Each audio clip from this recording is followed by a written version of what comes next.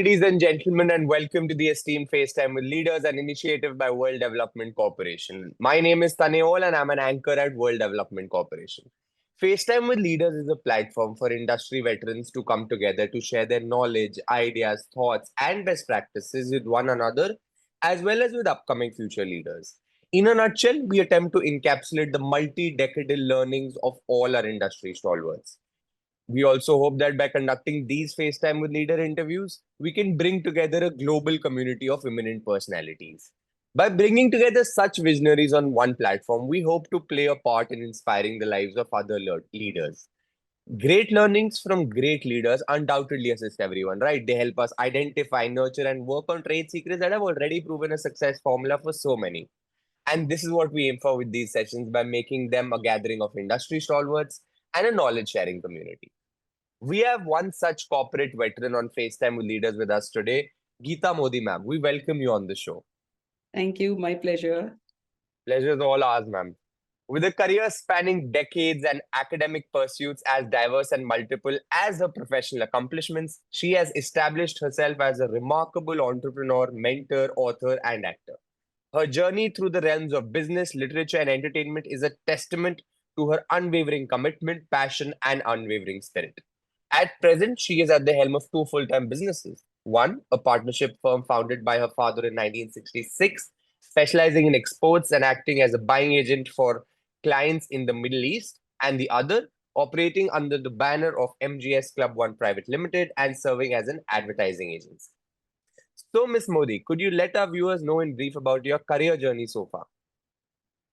Well, I don't think it'll be very brief because it's been like almost 40 years. So, lots of milestones crossed, lots of glass ceilings shattered, and lots of decisions taken which have been either game changers or catalysts for growth.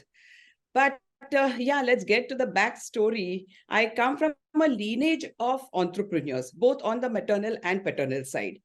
So added to this, we are a Banya community. So in India, everybody knows Banyas have business in their blood. So that is another thing. But in my case, I think the whole story did not really go that easily. I had a lot of adverse circumstances, and throw in that little cliched saying which says life gives you lemons and stuff like that. But that did happen to me. But then I think I had like three basic ingredients which could turn those lemons into lemonade, as they say. And that is, the first thing was those skills which I had developed over the years. The first one which I developed was I have great communication and networking skills. I think that developed from a very young age. Say 13, 14, my dad was into exports, which I have now taken over. And we used to have clients coming from abroad all the time. And at that time, this was almost like 50 years back. So at that time, we never took them to restaurants and hotels and stuff like that.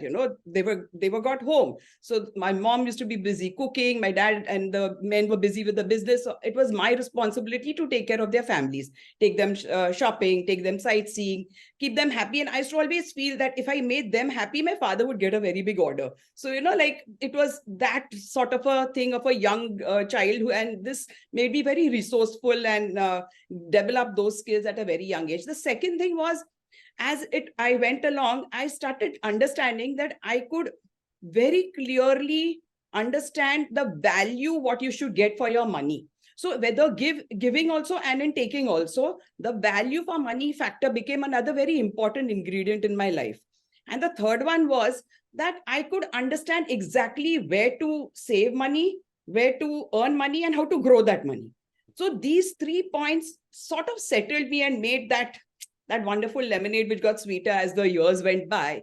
But having said that, history just shows that I never did the businesses of my own choice, all through. They were either dumped upon me, thrust upon me, or like I had inherited them, and, or they were just given, okay, take this and make it work. So I think from that time onwards, it was that jo hai, we have to make the best of it. And that has to happen, come what may. In this, again, there were three very, very monumental game changers which happened in my career. So about 2.5 decades back, when I was in the health and hospitality industry, the company was facing severe crisis at that point of time. I think some of the founders had turned, see, nobody starts with a bad intention, but then as the time goes and something goes wrong somewhere, it becomes a cancer to the business. You have to get rid of that cancer. You have to, because otherwise the company cannot grow, it cannot work, it cannot earn. You're just pumping money into a bottomless pit.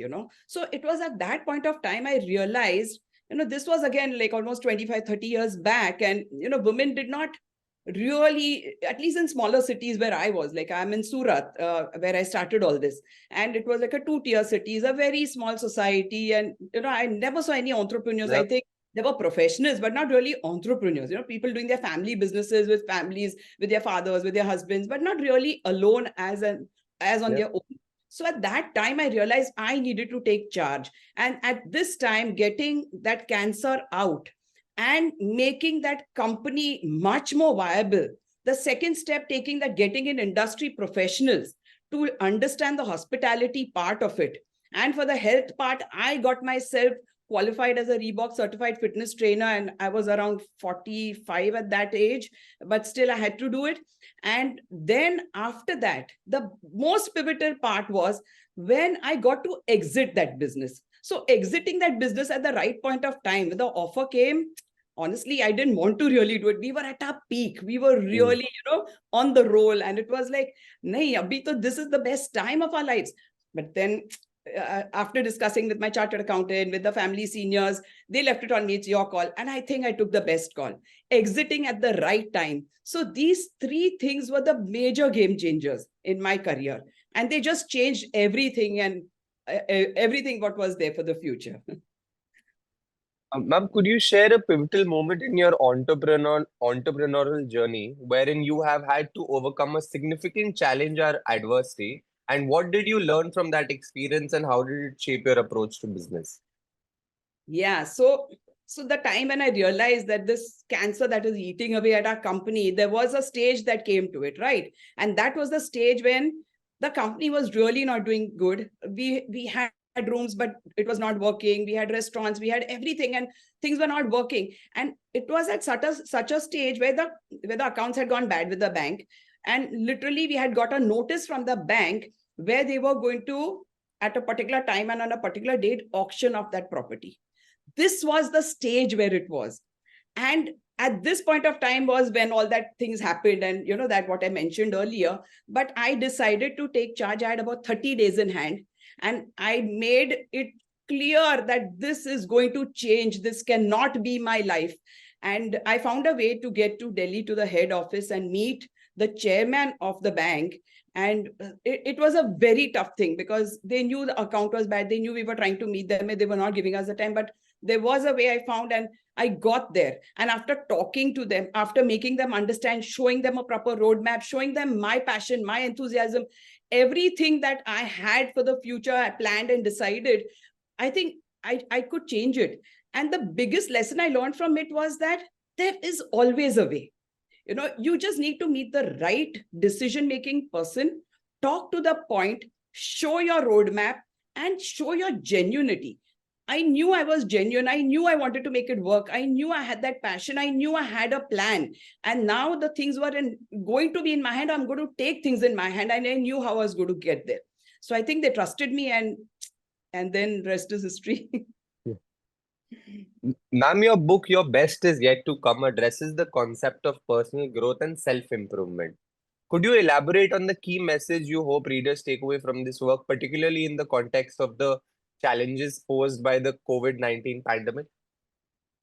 Yeah, so actually, I wrote this book during the pandemic. So it was when I had a lot of time, and I wrote it at that point of time. It was just something which I had learned in my course of my entrepreneurial journey, that these were the points which I had learned and I had imbibed in my life. These principles, the 11 principles which are there in that book. So I just ask people to go and read it. It's free on Kindle, and it's just something which I've written from the heart. It's something which I have experienced, and I put it there with experiences. Every point, like there is a point where where you spend time with yourself. That is something which is so important, because that is the time when you get the best of ideas. When you have tens of people, putting things in your ears, you cannot think for yourself straight.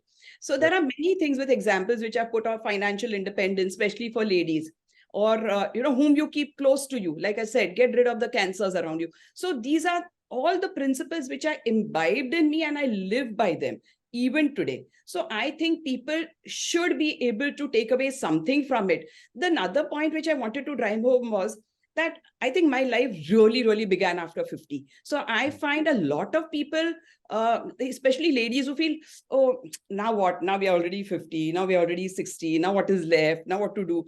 Things like that. Abhi to, pote, bacche, bhajan, pravachan. So all these things, I never wanted that.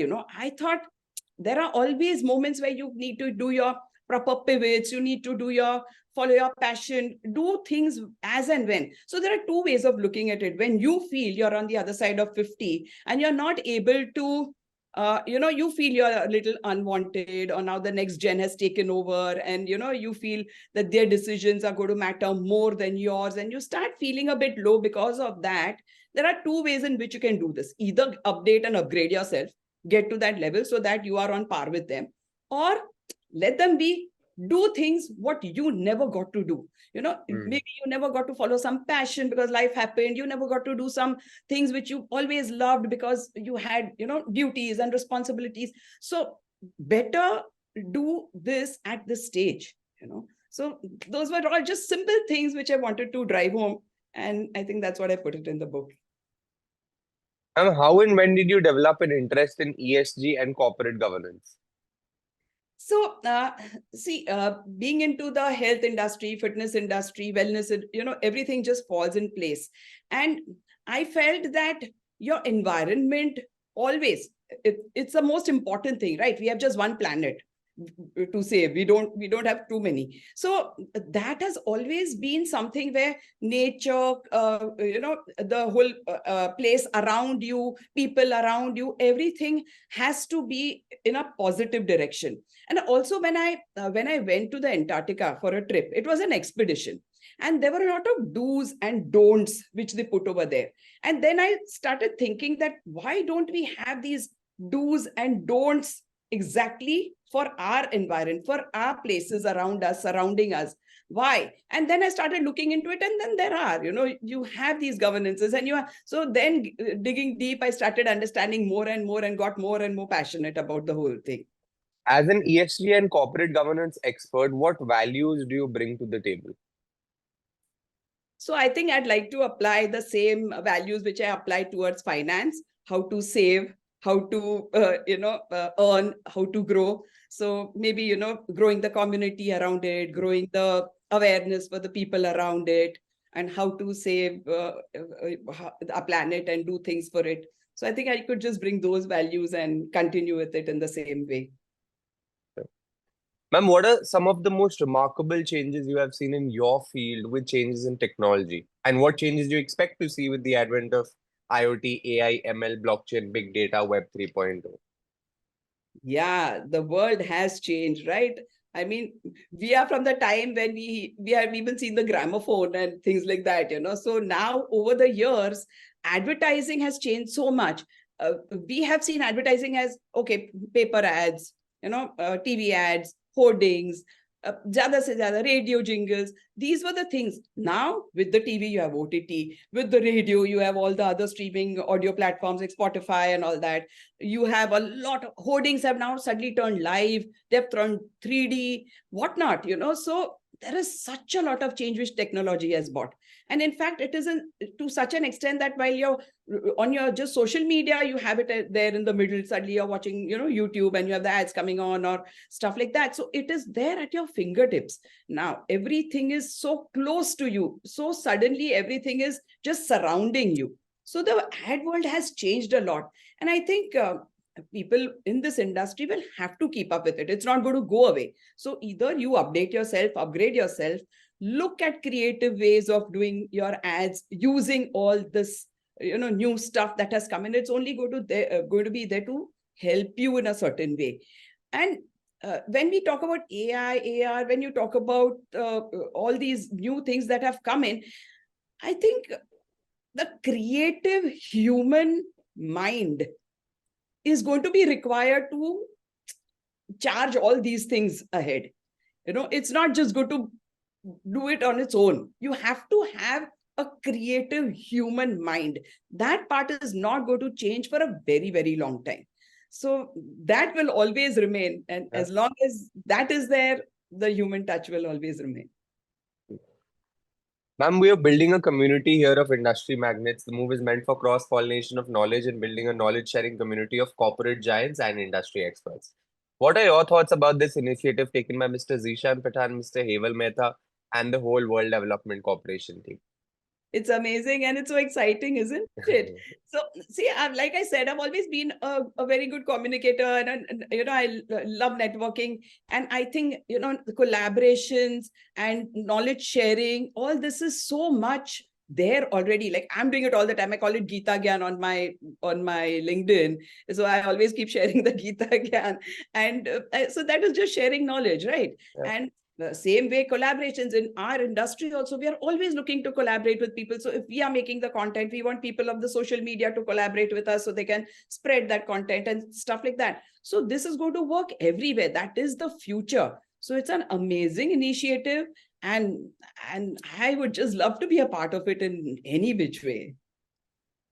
Great, ma'am. It was fantastic conversing with you, and I'm confident that your insights will greatly inspire future leaders. Thank you so much for joining us today and wish you the best for your future endeavors. Moreover, trust that this initiative by Directors Institute has unquestionably expanded the participants' understanding and enriched their minds. Thank you so much, ma'am. Thank you. Thank you. It was lovely talking.